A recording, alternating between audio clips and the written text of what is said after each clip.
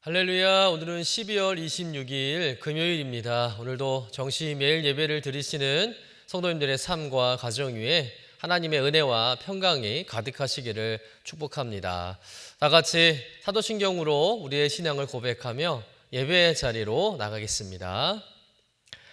전능하사 천지를 만드신 하나님 아버지를 내가 믿사오며 그 외아들 우리 주 예수 그리스도를 믿사오니 이는 성령으로 잉태하사 동정녀 마리아에게 나시고 본디오 빌라도에게 고난을 받으사 십자가에 못 박혀 죽으시고 장사한 지 사흘 만에 죽은 자 가운데서 다시 살아나시며 하늘에 오르사 전능하신 하나님 우편에 앉아 계시다가 저리로서 산 자와 죽은 자를 심판하러 오시리라.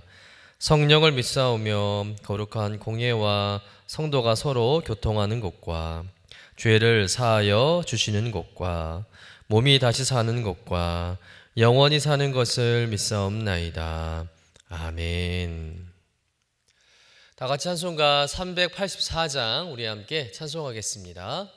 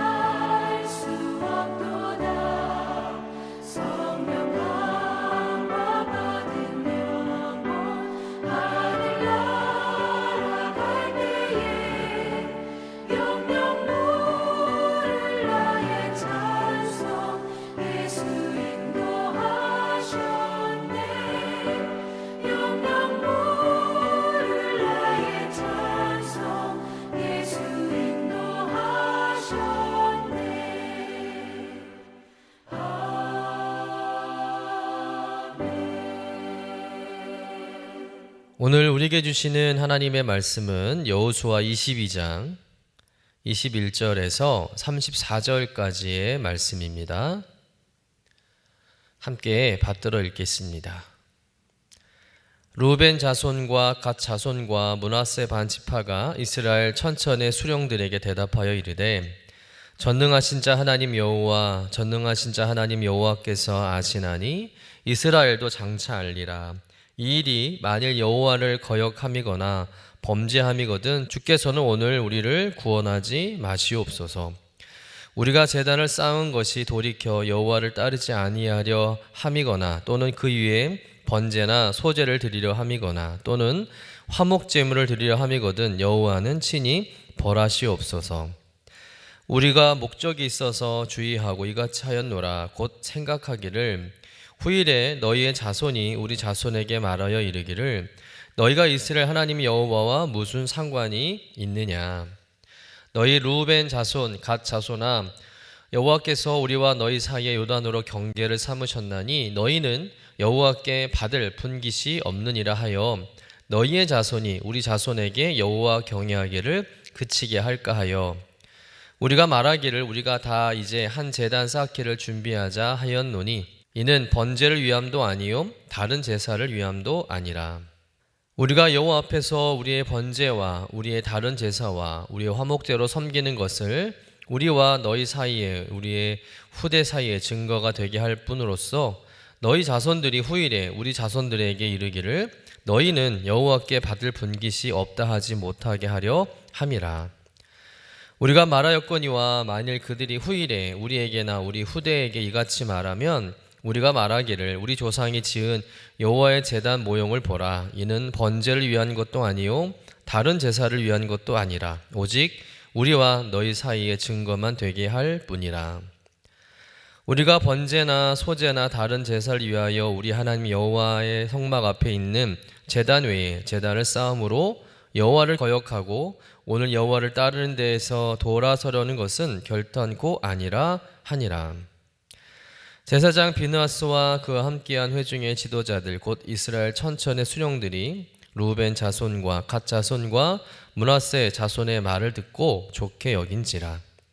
제사장 엘르아셀의 아들 비느하스가 르우벤 자손과 갓 자손과 므낫세 자손에게 이르되 우리가 오늘 여호와께서 우리 중에 계신 줄 아노니 이는 너희가 이 죄를 여호와께 범하지 아니하였음이니라. 너희가 이제 이스라엘 자손을 여호와의 손에서 건져내었느니라 하고 제사장 엘르아셀의 아들 비느하스와 지도자들이 르우벤 자손과 갓 자손을 떠나 길르앗 땅에서 가나안 땅 이스라엘 자손에게 돌아와 그들에게 보고하매 그 일이 이스라엘 자손을 즐겁게 한지라. 이스라엘 자손이 하나님을 찬송하고 르우벤 자손과 갓 자손이 거주하는 땅에 가서 싸워 그것을 멸하자 하는 말을 다시는 하지 아니하였더라. 르우벤 자손과 갓 자손이 그 제단을 에시라 불렀으니 우리 사이에 이 제단은 여호와께서 하나님이 되시는 증거라 함이었더라. 이는 하나님의 말씀입니다. 아멘. 오늘 말씀은 지난 월요일 여호수아 22장의 말씀에 이어지는 내용입니다. 가나안 정복 전쟁을 마친 여호수아는 약속대로 르우벤과 갓, 므낫세 반 지파를 축복하며 요단 동쪽 땅으로 돌려보냈습니다. 사명을 마친 세 지파는 기쁨으로 요단강을 건너가 자신들의 땅으로 돌아가게 되죠. 그런데 그 과정에서 예상하지 못했던 큰 오해 하나가 생기게 됩니다. 바로 세 지파가 돌아가면서 요단 동편 언덕에 큰 제단을 쌓은 것입니다. 이 소식이 요단 서편에 있는 이스라엘 백성들에게 전해지자 공동체는 즉각 긴장을 하게 되죠. 이 제단은 곧 요단 서쪽 지파들의 오해와 두려움을 불러일으켰던 것입니다. 왜냐하면 그들에게 제단은 단순한 돌무더기가 아니라 신앙의 순수성과 공동체의 정체성을 흔드는 매우 민감한 문제였기 때문입니다. 하나님께서 이미 신명기 말씀을 통해서 제사는 오직 여호와께서 택하신 곳에서만 드리도록 했습니다. 당시 실로에 회막을 세웠고 그곳에서만 제사를 드리는 상황이었는데 실로가 아닌 다른 곳에 제단을 만들었으니 요단 동편에 세워진 큰 제단은 무엇인가? 혹시 다른 제사처를 세우려고 하는 것은 아닌가? 혹은 우상 숭배로 돌아가려는 신호는 아닌가라는 심각한 의심을 만들게 되었다는 것이죠. 이 소식을 들은 요단 서편의 이스라엘 공동체는 사태를 가볍게 여기지 않았습니다. 성경은 그들이 곧바로 실로에 모여서 전쟁을 준비하였다고 기록하고 있습니다. 한 제단으로 인해서 형제 간에 전쟁이 일어날 수 있는 위기의 순간이 찾아오게 된 것이죠. 그런데 이스라엘은 아주 지혜로운 선택을 하게 됩니다. 전쟁보다는 대화를 먼저 선택했다는 것이죠. 그리고 대화를 통해서 세 지파들이 왜 제단을 쌓았는지 그 이유를 듣게 되면서 오해가 풀리게 되었다는 거예요. 그 이유가 무엇인가? 우리 본문 24절의 말씀을 같이 읽어보도록 하겠습니다. 우리가 목적이 있어서 주의하고 이같이 하였노라. 곧 생각하기를 후일에 너희의 자손이 우리 자손에게 말하여 이르기를 너희가 이스라엘 하나님 여호와와 무슨 상관이 있느냐. 또 27절에서 28절 말씀 읽어보겠습니다. 우리가 여호와 앞에서 우리의 번제와 우리의 다른 제사와 우리의 화목제로 섬기는 것을 우리와 너희 사이와 우리의 후대 사이에 증거가 되게 할 뿐으로써 너희 자손들이 후일에 우리 자손들에게 이르기를 너희는 여호와께 받을 분깃이 없다 하지 못하게 하려 함이라. 우리가 말하였거니와 만일 그들이 후일에 우리에게나 우리 후대에게 이같이 말하면 우리가 말하기를 우리 조상이 지은 여호와의 제단 모형을 보라. 이는 번제를 위한 것도 아니요 다른 제사를 위한 것도 아니라 오직 우리와 너희 사이의 증거만 되게 할 뿐이라. 세 지파가 밝힌 이유는 분명합니다. 이 제단은 신료를 대신하기 위해 만든 제단도 아니고 우상 숭배를 위한 제단도 아니라는 거예요. 오히려 제단은 어떤 제단입니까? 우리는 요단강 건너에 살아도 여호와의 백성이다라는 신앙 고백의 표지였고 미래 세대를 위한 증거의 제단이었다는 거예요. 다시 말해서 요단강은 지리적인 경계였지만 세월이 흐르게 되면 신앙적 경계가 될 수 있는 가능성을 본 것입니다. 그러니까 요단강 서편 후손들이 요단강 동편에 있는 후손들을 향해서 너희는 여호와와 상관없는 사람들이다. 너희는 성막도 없고 제단도 없지 않냐라는 말을 들을까 봐 후대가 또 후손들이 이스라엘 공동체에서 밀려나지 않도록 보이는 증거를 위해 제단을 쌓았다는 것이죠. 다시 말해서 세 지파가 쌓은 제단은 분리의 상징이 아니라 연결의 상징이었고 갈라섬이 아니라 하나됨을 향한 신앙적 대처였던 것입니다. 이렇게 세 지파가 이야기를 하니까 요단 서편 지파들도 그 의도와 뜻을 이해하게 되고 서로의 오해가 풀리게 되었다는 거예요. 오늘 말씀을 통해서 우리 어떤 영적 교훈을 발견할 수 있을까요? 첫 번째는 보이는 것만 보고 판단하지 말아야 한다는 거죠. 여호수아 22장의 갈등은 악한 의도에서 시작된 사건이 아니라는 거죠. 요단 동편 지파들이 쌓은 제단은 분명 요단 서편 지파들에게 문제처럼 보였습니다. 그러니까 요단 서편 지파들도 나름 신앙적 열심을 가지고 판단을 하는 거예요. 그런데 문제는 무엇입니까? 그들이 단순히 눈에 보이는 것만 보고 판단했다는 거죠. 여러분, 보이는 모습은 언제나 일부일 뿐 전부가 아니라는 거죠. 같은 제단을 두고 한쪽은 우상 숭배의 시작으로 보았고 다른 한쪽은 신앙을 지키기 위한 증거로 생각했다는 거예요. 보는 관점이 달랐다는 것입니다. 만약에 대화 없이 판단이 굳어졌다면 이 제단은 증거의 제단이 아니라 형제간의 피를 부르는 제단이 되었을 것입니다. 여러분, 오늘 우리의 삶도 다르지 않다는 것이죠. 우리는 사람의 말 한마디, 행동 하나, 겉으로 드러난 모습만 보고 판단하고 행동할 때가 많습니다. 섣부른 판단이라는 것이죠. 그러나 보이는 모습이 항상 진실은 아니라는 거예요. 성숙한 믿음은 눈에 보이는 것만 보고 판단하는 것이 아니라 그 이면에 있는 마음과 의도까지 헤아리려는 태도에서 드러나는 줄로 믿습니다. 여러분, 성숙한 신앙은 빠른 결론보다 신중한 질문을 선택합니다. 정죄보다 이해를, 단절보다 회복을 더 먼저 생각한다는 것이죠. 보이는 것만 보고 판단하는 신앙은 쉽고 빠릅니다. 그러나 그만큼 상처가 될 수 있다는 것이죠. 그러나 기다리고 묻고 들이려는 신앙은 공동체를 살리고 하나됨을 이루어 갈 줄로 믿습니다. 여러분, 우리의 눈보다 귀가 먼저 열리고 판단보다 사랑에 앞서는 성숙한 믿음의 성도님 되시기를 주님의 이름으로 간절히 축원합니다. 두 번째는 말로 끝나는 신앙이 아니라 다음 세대를 향한 증거를 남겨야 한다는 거예요. 요단 동편 세 지파가 제단을 쌓은 진짜 이유는 바로 다음 세대였다는 거예요. 후대가 보고 붙들 수 있는 신앙의 증거를 세우고자 요단강 동편에 제단을 쌓게 된 것이죠. 그들은 자신들의 후손이 언젠가 요단강이라는 지리적 경계가 신앙의 경계로 오해받을까 염려되어서 이 제단을 쌓았다는 거예요. 시간이 흐르면 후손들이 너희는 여호와께 받을 분깃이 없다는 말을 들을 수도 있고 또 공동체 밖으로 밀려날 수 있다는 그 두려움 때문에 이 제단을 쌓았다는 것이죠. 다시 말해서 그들은 제사를 위한 제단을 쌓은 것이 아니라 신앙을 증명하는 제단. 우리는 요단강 건너에 살아도 같은 하나님을 섬기는 한 백성이다 라는 사실을 눈으로 확인할 수 있도록 증거를 남겼다는 거예요. 여러분, 이 장면은 우리에게 중요한 질문을 던집니다. 우리의 신앙은 말로만 하는 신앙인가, 아니면 다음 세대가 붙들 수 있는 그런 흔적을 남기는 신앙인가라는 질문이죠.